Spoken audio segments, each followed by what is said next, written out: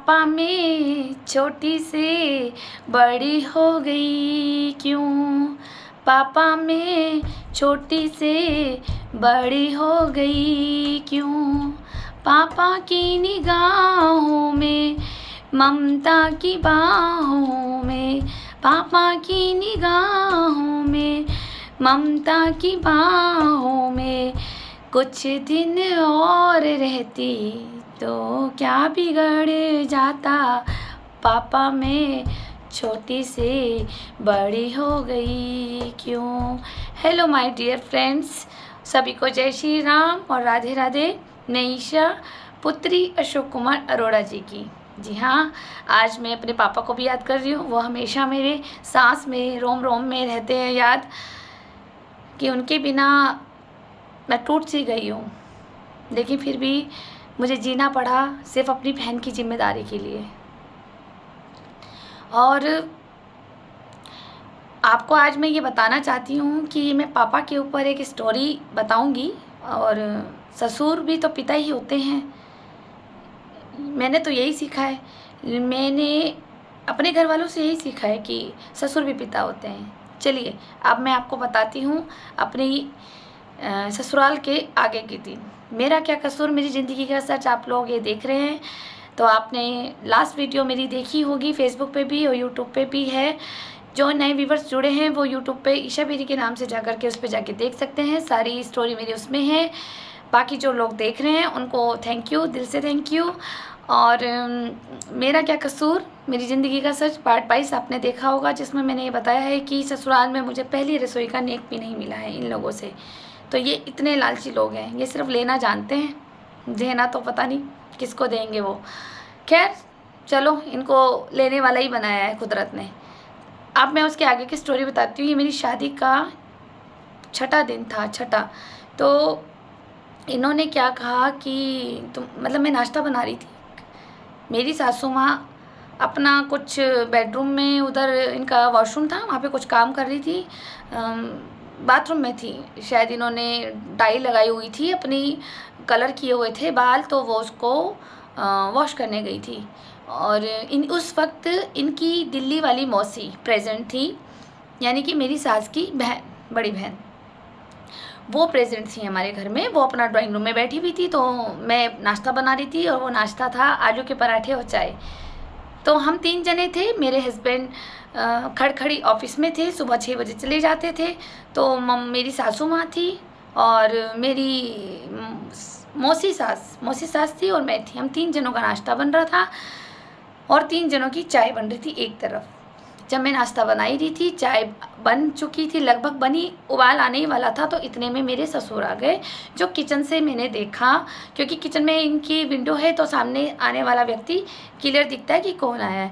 मैंने अपना काम छोड़ करके दरवाज़ा खोला और डैडी को देखा। उस वक्त मुझे ये पता था कि ये डैडी हैं, मतलब मेरे पति के पापा हैं, इतना पता था, क्योंकि वो शादी में जब फ़ोटो खिंचवाई जा रही थी तभी पता लगा था, क्योंकि मम्मी के साथ ये यहाँ रहते ही नहीं थे।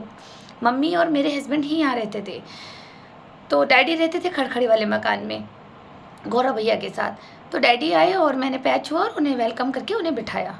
और मैंने डैडी से कहा कि डैडी मैं नाश्ता बना रही हूँ, तो आप भी कर लीजिए हमारे साथ नाश्ता। तो इनकी मासी ने बोला कि अरे पूछ क्यों रही है, लगा देना, ससुर है तेरे।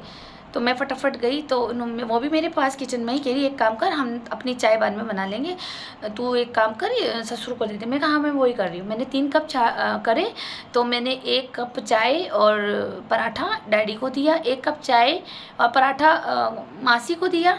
इतने 1 कप चाय और पराठा जो बचा था वो मेरे को अपनी सास को देना था। मैंने अपनी चाय और चढ़ा ली थी गैस पे। तो इतने में जब ये अपने हेयर वॉश करके आई, तो पहले तो ये घूरने लगी। वो डर, वो खौफ मेरे अंदर इतना है ना आज भी, कि मुझे इन लोगों ने एम्स हॉस्पिटल तक पहुंचा रखा है मनोरोग विभाग में ट्रीटमेंट के लिए। इतना मुझे डरा के रखती थी कि मेरे को इसको देख करके ना हार्ट बीट तेज हो जाती है। एक इसको देख के और एक अपने बड़े जेठ राहुल बेरी जी को देख करके, क्योंकि इन्होंने टॉर्चर ही इतना मुझे किया है ना।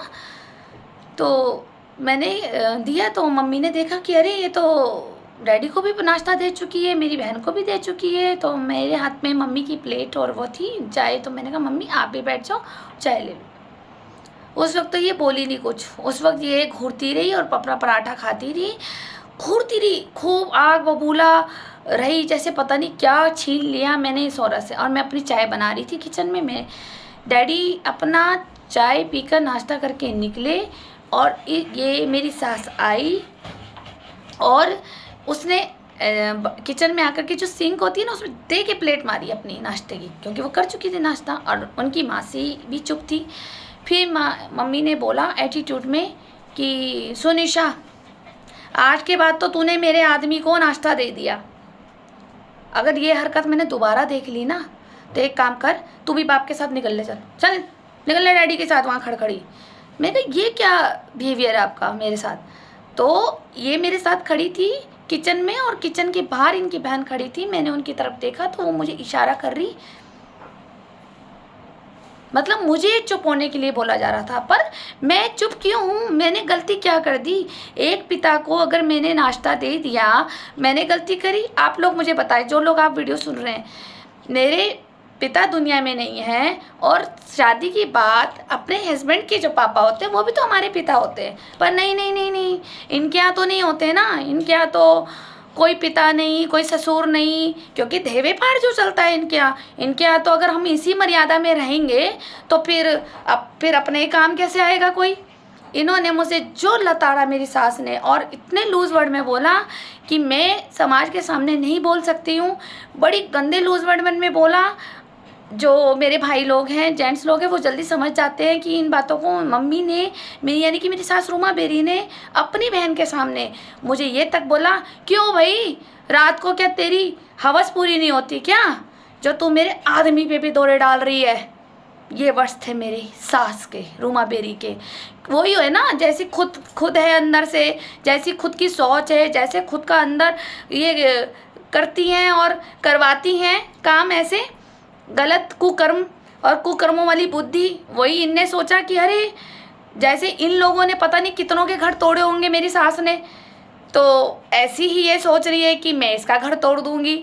एक 70 साल के बुज़ुर्ग आदमी को, जो मेरे ससुर थे, मैंने उनको एक आलू का पराठा और चाय क्या दे दी, वो मेरा छठा दिन क्या था, मेरी छठी बन गई थी उस दिन।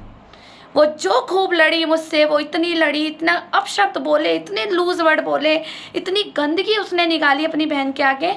और वो बहन मुझे बार बार चुप कराई जा रही है मासी कि नहीं, और मैं बोल रही हूँ सिर्फ मेरा यही था कि भाई मैंने गलती क्या करी, मेरे भी तो पापा है, वो मेरे भी तो पापा है। मेरी वर्ड्स ये निकल रहे थे। शादी का छठा दिन था, कुछ ज़्यादा मैं बोल नहीं सकती थी।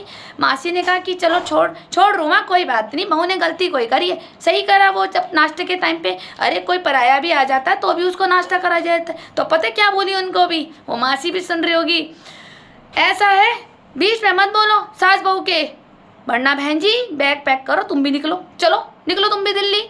सास बहू के बीच में नहीं बोलना। कौन हो तुम? मेहमान, तो मेहमान बन के रहो, फैमिली मेम्बर ना बनो, और बीच में ना बोलना हमारी सास बहू के।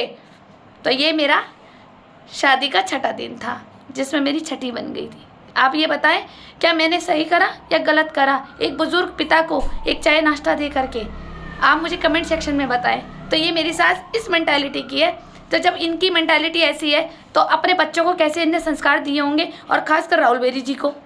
आप लोग खड़खड़ी के लोग जानते ही होंगे कैसे संस्कार और कैसे उसमें पले हैं बच्चे। जिस माँ की मेंटालिटी इतनी गंदी हो तो उसके बच्चे कैसे होंगे, आप समझ सकते हैं। ये सब नार्सिसिस्ट पर लोग हैं इनके घर में। गंदी सोच, गंदी लैंग्वेज, ना मैनर्स है ना डिसिप्लिन है। और जो मैं जिस परिवार से आई हूँ, अरोड़ा परिवार से, आप लोग सब जानते हो बाजार के, इन लोगों ने मेरे पिता पे भी दाग लगाया। मेरी बहन को अपने पास हाईजैक करके और उसको उसी के हाथों से कुकर्म करवाए इन्होंने। इनको मेरे पिता बख्शेंगे नहीं। अभी ये और जो ये बोल रहे हैं ना राहुल बेरी जी, तेरा बाप भगवान है क्या? तुमने तो अपने बाप की इज्जत नहीं करी तो तुम मेरे बाप की इज्जत क्या करोगे? तभी तो आगे बताऊंगी ना तुम्हारा बाप कहाँ खाना खाता था, तुम्हारे जैसे नालायक बेटों के पास होते हुए भी। मेरी कुछ बात बुरी लगे तो मैं माफ़ी चाहती हूँ। लेकिन मैं ये सच है और कड़वा है, जिसे हजम कोई नहीं कर सकता। लेकिन मैं सच ही बताना चाहती हूँ कि मुझे इतने गंदे वर्ड से उच्चारण किया था मेरी सास ने छठे दिन। धन्यवाद।